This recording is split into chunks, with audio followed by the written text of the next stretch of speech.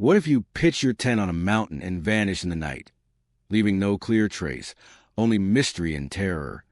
In the frozen wilderness of the northern Urals lies a mountain the indigenous Mansi people once called Kolytsyko, the Mountain of the Dead. It was here in February of 1959 that 9 young hikers, all students and graduates of the Ural State Technical University, embarked on what should have been a challenging but rewarding ski expedition.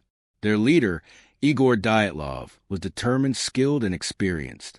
Among the group was one more hiker, Yuri Yudin, who had turned back due to illness before the mountain swallowed the others whole. His decision would save his life.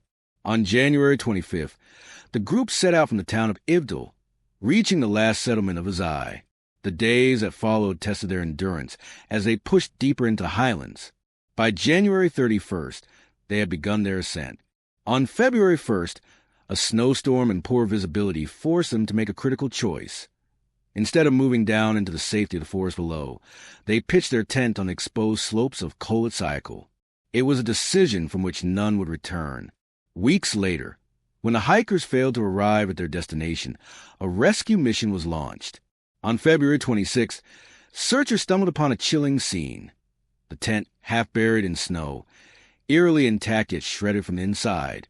Inside lay their supplies, boots, and belongings, untouched, waiting as if the hikers had intended to return. The strangest detail was how they had left. Barefoot, some in socks, others barely dressed, fleeing into the darkness of a brutal night. Rescuers followed the tracks, faint footprints in the snow, leading away from the tent and down toward the tree line 1.5 kilometers below. Beneath a tall cedar tree, 2 bodies were found lying near the remains of a small fire. Their hands were scorched, branches broken 5 meters up as though they had desperately tried to climb for safety or firewood. Their clothing was minimal, their feet bare. Hypothermia had claimed them in the shadows of the forest. 3 more bodies were discovered between the cedar tree and the tent, their final positions suggesting a desperate attempt to crawl back through the blizzard. Among them was Igor Dyatlov himself, his frozen figure facing toward the slope where his tent still waited, unreachable. Like the others, he had succumbed to the cold. It wasn't until May 4th, as the snow melted, that the remaining 4 were discovered in a ravine 4 meters deep. Unlike the first victims, these hikers were better dressed, wrapped in pieces of clothing taken from the dead. It was clear they had survived longer, but their fate was even more horrifying. One had a fractured skull.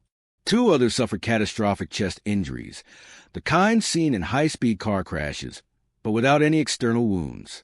The last was missing her tongue, eyes, and part of her face as though something or someone had stolen them away. To deepen the mystery, traces of radiation were found on some of their clothing, unexplained yet undeniable. The Dyatlov Pass Incident, as it would come to be known, quickly drew the world's attention. What could drive 9 experienced hikers to flee barefoot into sub-zero temperatures, abandoning shelter and supplies? Theories have spiraled for decades, each more haunting than the last. Some point to the fury of nature. In 2019, Russian investigators reopened the case, concluding that an avalanche was the most likely cause. In 2021, scientists Johann Gaum and Alexander Puzrin demonstrated that a delayed slab avalanche, snow destabilized by the hikers cutting into the slope, could have struck hours after they set camp. Their models showed how a wall of snow, driven by the mountain's angle and fierce winds, might have crashed down upon the tent, forcing the hikers to slash their way out and flee in terror. Yet, questions remain. Why were the injuries so severe in some and absent in others? Others believe the wind itself may have turned against them. Katabatic winds, sudden and violent, could have swept across the slopes, driving the group into chaos. Another theory suggests that the mountain produced a low-frequency hum, a natural infrasound capable of triggering panic and disorientation in humans. Did the very air around them drive them into madness? The missing eyes and tongues sparked wilder ideas. Could wild animals or the slow creep of decomposition under snow and water explain it? Many say yes, yet others whisper of something darker. Radiation on their clothing has been linked to the 1957 KYSHYM disaster, a nearby nuclear accident, suggesting contamination before the trip.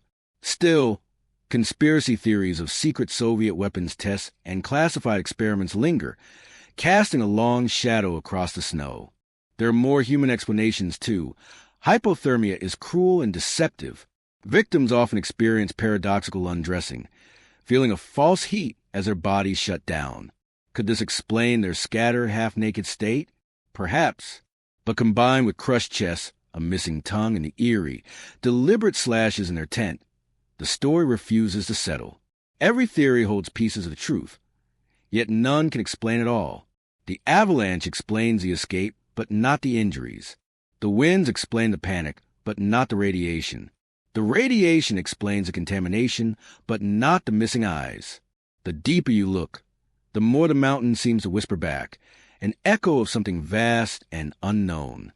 More than 60 years have passed, and still the Dyatlov Pass Incident endures as one of the most haunting mysteries in modern history. On that lonely slope, beneath the weight of snow and silence, 9 young lives ended in terror. The mountain keeps its secrets. Was it a deadly avalanche, or something more sinister, centuries long suppressed? Do you believe this mystery is real? Comment below. And tell me, what dark mystery should we uncover next in the shadows?